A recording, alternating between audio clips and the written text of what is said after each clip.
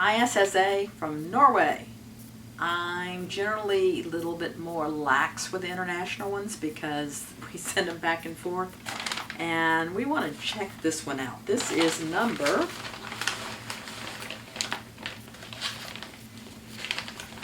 see what number it is.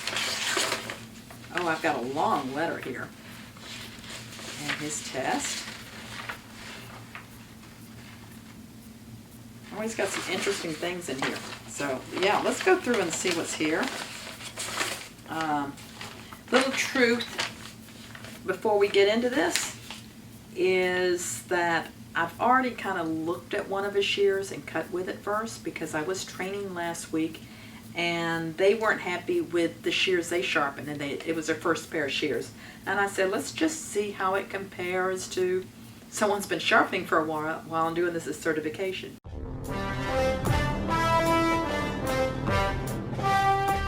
This is number 28623, and his questions on his written test on one of these, he gave me a big explanation.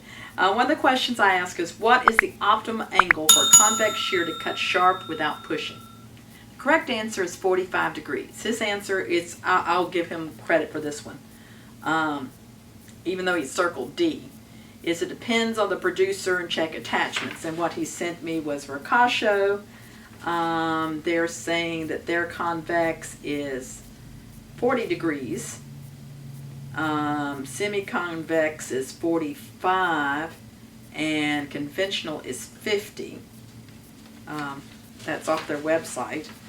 And then he's got the Jaguar Sharpening Guide, which shows their black and their gold are 55, 51, 55, and then their silver is 35, 40. And then this is from the Joel website, and it says it's a 45, sword edge is 45 degrees, their convex is 35, and their concave, what they call concave, is what I would call a semi-convex, is a 40-degree angle. So it was kind of interesting that things he got off the website.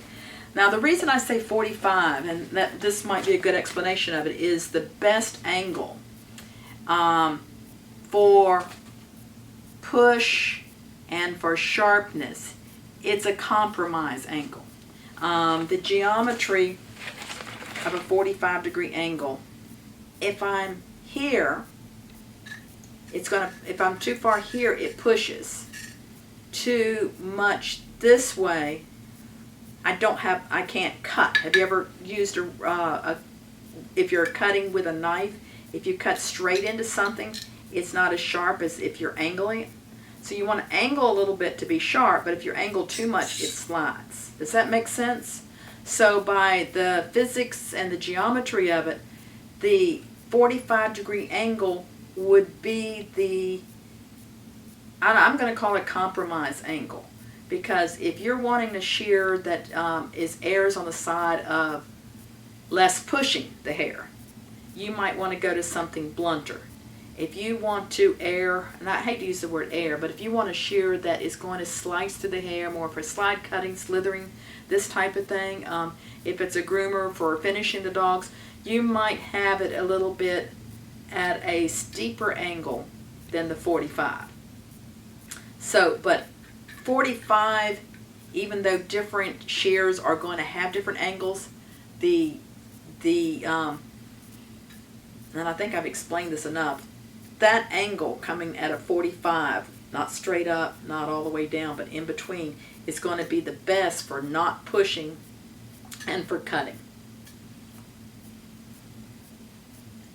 All right, that being said, since he, and I used to be a school teacher, since he gave me a good explanation for his answer, because he said D,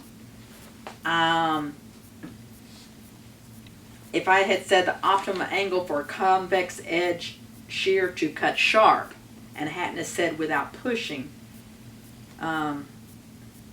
but you know, that's a matter of opinion, so I'm going to give him that answer. let's see what he said in this letter. Sometimes I wait to the end to read these, but this might be a good time since here he's saying sorry for the delay. It took him a little while. He said he tried his best. I hope you'll be happy with the results. If not, I would gladly listen about what's wrong to avoid mistakes in the future. One confusing question on the written test about the optimum angle. Okay. And probably the finishing polished effect of the edge is not perfect, but same as you, I'm looking for that better, perfect solution in that matter. Now, as I said, I've already peeked at his shear. I thought the polish looked awesome. Very good. Very good. I had no problem with that. So far, he's using a felt pad with a 0.5 micron diamond paste. And the Hira 2. The Hira 2 is a flat hone. It's going to do a good job. I like personally a 1 micron paste because, or 1 micron spray with a polishing compound. It's a little bit more aggressive. It might not be as good a shine, but it's going to take out the scratches below it. But what he's got is good, and I'll let you look at the shears. They look good. In my customer's reality, I deal mostly with high-quality shears. Joel, Casio, Jaguar, Yamasa. I'm not familiar with them. So I'm interested in improving my qualifications every possible way. The ISSA test is one of the steps, but according to information from your trip to Jaguar Factory and Training Center, that will be the top priority target for me in the future. I've tried to contact them a few times by email, but never got an answer. Yeah, good luck. The reason I was able to get in there is I was contacted by the distributor here in the United States who wanted me to sell their shears, and as a sharpener and our association with them, and we went through quite a few steps I had a go-between, so I did not approach them directly. Hope to get positive evaluation of my sharpening. And notice he said positive evaluation, not positive results. So, first of all, as I said, I've already peeked at these. I have his convex edge, and then he's packaged these really nice. Should I cut with these? I don't think so. Here, I got this knife. Oh, there's the mail just came in. So as soon as I finish this video, we are out of here. I try to leave around 4 o'clock, and it's right now, it's 20 to 4. So I'll have these done by then because I'm evaluating them. These are short videos. They're not made to be long because I'm not going to fix them. So this one, as I said, I've already cut with it. I like to do the first cut on the video, but I think the polish looks great. I mean, I can see a few tiny scratches, but I think it look. I don't think anybody would complain. If I cut dry, I pull my thumb out. Now, do y'all see that as soon as I pull my thumb out? And the people that I was training that we pull this out, they said, oh, that's loose. And it is. I think that's what our problem is going to be. So I'm cutting dry. I'm going to pull my thumb out, least pressure possible, closing slow, and it cuts dry fine. Now let's see how it cuts wet.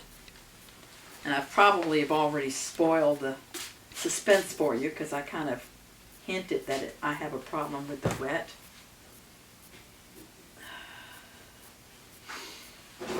So here's my wet tissue. I got my shears here. I'm going to pull my thumb out like I did before, slow, and you see how it doesn't cut. Now, I haven't tried this, but I think this will work. I think all I have to do is click this. I did 2 clicks. See it?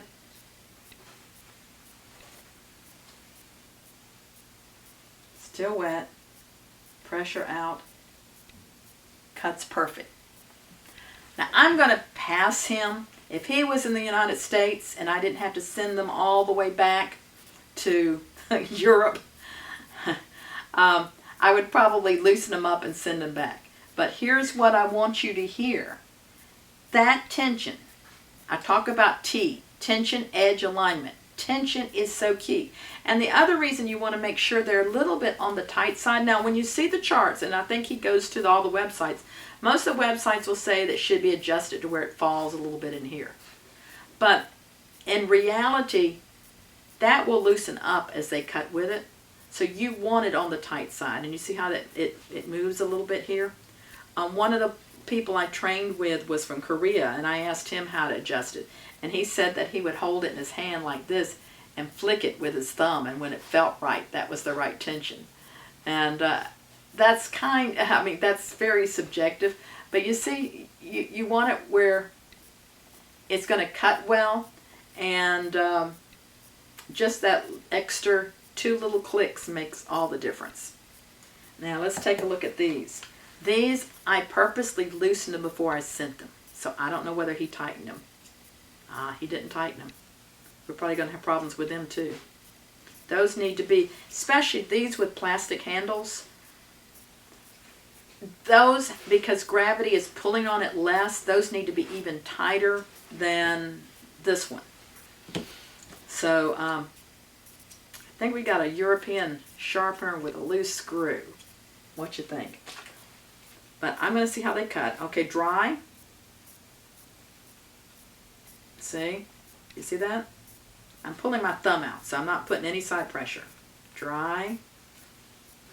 And of course, I know it won't cut wet. Let me look at the edge.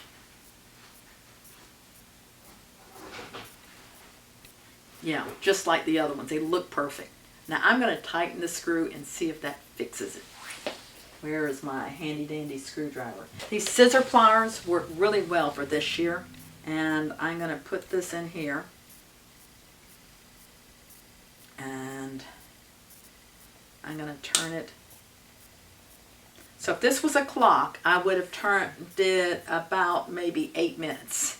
Not 8 minutes in time, but 8 minutes on the dial. My favorite story to tell is about the hairstylist. I told her to turn her screw on her shears for like 5 minutes. And she said, I've been turning this thing 2 or 3 minutes. My hand's getting tired. Can I quit yet? Okay. Look, cuts dry. Perfect. Wet, not quite. But I still think these are a little bit loose. Let's tighten it a little bit more.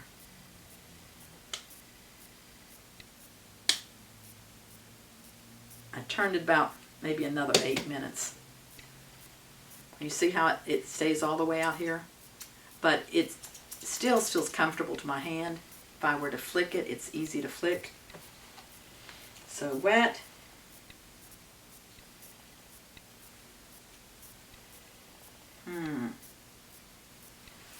Not perfect.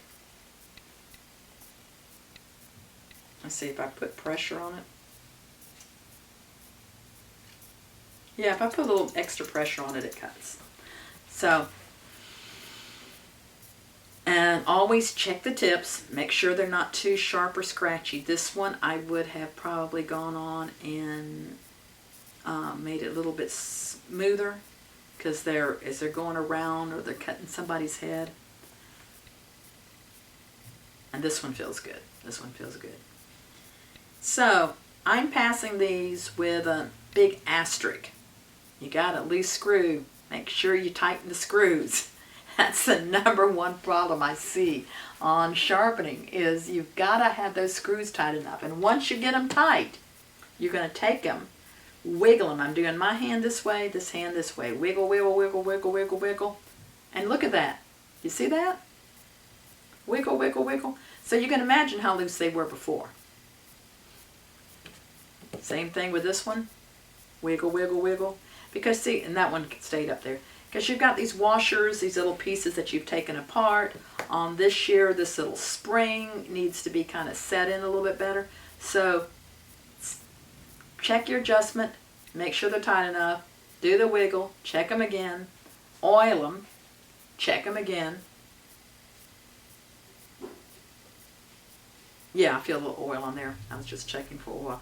If you ever do certification with some of the bigger, some of the other more objective groups like the NBTSG or IBSA, I would make sure they can see a little drop of oil in here, because they do look for those kind of things. So pass with an asterisk.